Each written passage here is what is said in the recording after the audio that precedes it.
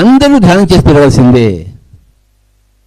ఎవరి ఆరోగ్యాన్ని వాళ్ళు కాపాడుకోవాల్సిందే, ఎవరిని వాడే ఉద్ధరించుకోవాల్సిందే. భగవద్గీత ఏం చెప్పారు కృష్ణుడు? ఉద్ధరేది ఆత్మనాత్మానం ఆత్మానం అవసాదయేత్ ఆత్మవీయ ఆత్మనో బంధు ఆత్మైవ విపరాత్మన. ఎవరిని వాడే ఉద్ధరించుకోవాలి, ఎవరికి వాడే కిందకి దిగజాల్చిపోకుండా సంరక్షించుకోవాలి. ఎవరికి వాడే శత్రువు, ఎవరికి వాడే మిత్రువు. నువ్వు మాంసం తింటుంటే నీకు నువ్వే శత్రువు, పరమశత్రువి. నువ్వు ధ్యానం చేస్తుంటే నీకు నువ్వే పరమమిత్రుడివి. మాంసం తినడం ద్వారా ఎవరికి వాడు సర్వనాశనం చేసుకుంటున్నారు. తమ సొంత వేలుతో తమకు సొంత కన్ను పొడుచుకున్నట్టు మాంసం తింటే. ఎందుకు అలా చేస్తున్నారు అర్థమే కాదు. భారతదేశంలో పుట్టి ఇంట్లో భగవద్గీతలో పుస్తకం ఉంటుంది, కృష్ణుడు ఫోటో ఉంటుంది, బుద్ధుడు ఫోటో ఉంటుంది, కానీ మాంసం తింటారు, చికెన్ మటన్ తింటుంటారు. రామచంద్ర, ఇదేం దేశం ఇది? అసలు బుద్ధి ఉంటే అసలు ఎప్పటికైనా బుద్ధి ఉంటే ఆ పని చేస్తారా?